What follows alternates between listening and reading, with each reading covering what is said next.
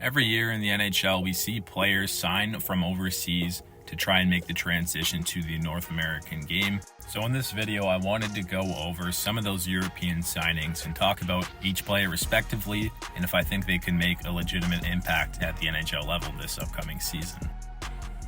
And of course, most of these players probably won't actually become NHL players, and they'll end up going to the minors or back to Europe at one point. But regardless, I still wanted to make this video because I think it's a fun topic.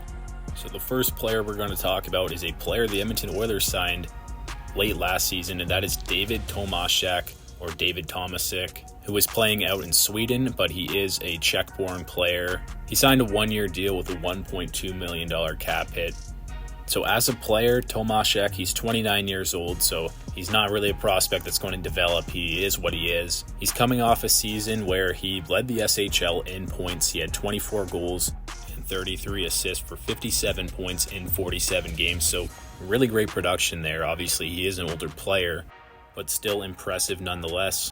And from footage I've seen and overall discourse around Tomaszek, it seems like the consensus is that he could be a potential bottom six player for the Oilers. He can play in the middle or on the wing. He is very good at faceoffs. He has a strong defensive game, at least in Sweden, and he could potentially be a penalty killer as well.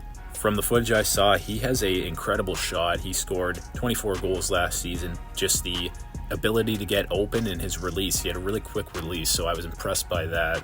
And overall, just his poise with the puck. His playmaking ability was very evident as well. The one issue I noticed, though, is that his skating definitely looked weak, and maybe that's because of the European ice, but his stride and overall his just skating form looked kind of clunky, so that could raise some issues in the North American game. It might not. Maybe the smaller ice will actually be more suited for him.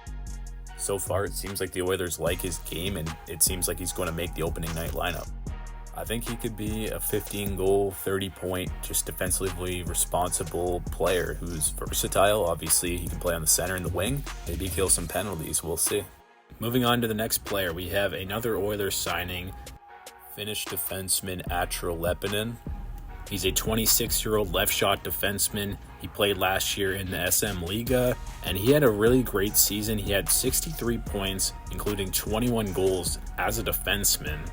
Considering it's a lower scoring league, very impressive numbers, and on top of that, he led the entire league in points. At the NHL level, I think he could be a really great puck mover for the Oilers. He's very mobile, and obviously he has those offensive instincts. There are issues with his defensive play, and he is a bit undersized at 6'1", 183. So those are definitely things that could prevent him from maintaining a regular spot on the Oilers' defensive group. And they may opt for a more defensive, physical type defenseman. So the big question with him is the puck moving ability and offense going to outweigh the defensive lapses? Best case scenario, I think he could step in as sort of a John Klingberg replacement. Klingberg didn't play much last year for the Oilers, but he did spend some time on the second power play unit. So I think Lepinen could replace that potentially. And from what I've seen from Oilers fans, it does look like they've liked his game so far. I read a good article on, I believe, theoilersnation.com. At the end of the day, it's a league minimum deal. There's no risk at all. And the upside is there, I believe. So I'm interested to see how he plays out and if he makes the roster. Next up, we have Charles-Edouard Dastus, who's actually a Quebec-born defenseman, but he's been playing in Europe for a while, so I wanted to include him in this video. He actually was just assigned to the minors, so he's going to be starting the year down in the AHL. He's a big two-way defenseman. He has some bite to his game as well. He's got a heavy shot from the point. 12 goals, 27 assists for 39 points in 49 games last year, playing for Brynas Yvlay of the SHL.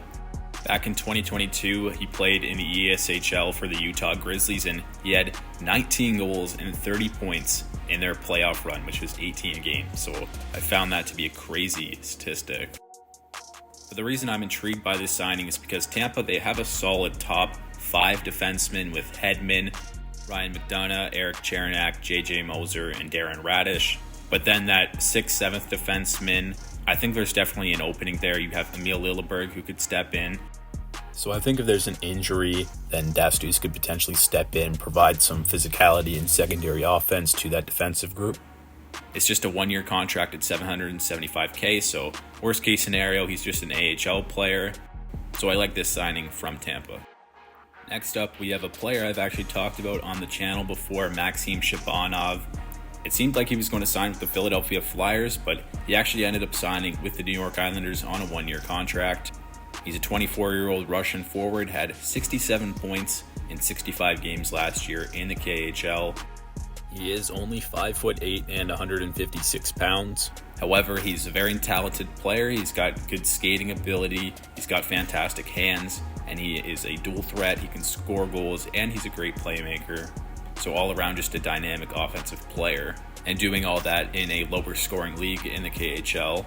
The Islanders are going through a bit of a retool, so I think he could definitely obtain a top 9 spot in some power play responsibilities for this team. However, if the offense doesn't translate to the North American game, then he really can't provide much otherwise in terms of physicality or defensive ability at the NHL level.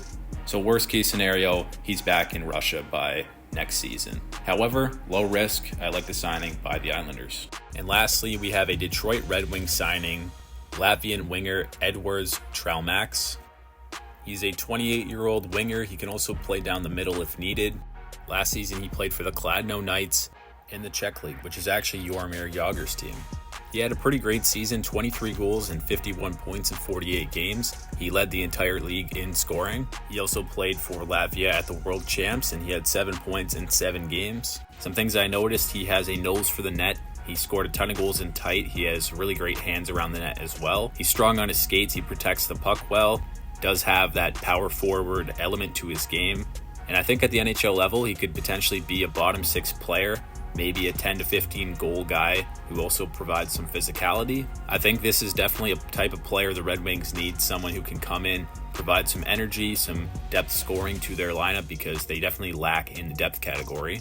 There is a clause in his contract that if he gets sent down to the minors, then he will be able to leave to go back to Europe. However, Traumaks stated himself that he is fine starting the season in the AHL. And based off the preseason so far, he only got into 1 game and he played 9 minutes, so it does seem likely he will start in Grand Rapids. But I do still think there is upside with him. So those are 5 NHL European signings that I think could potentially come over and make an impact at the NHL level.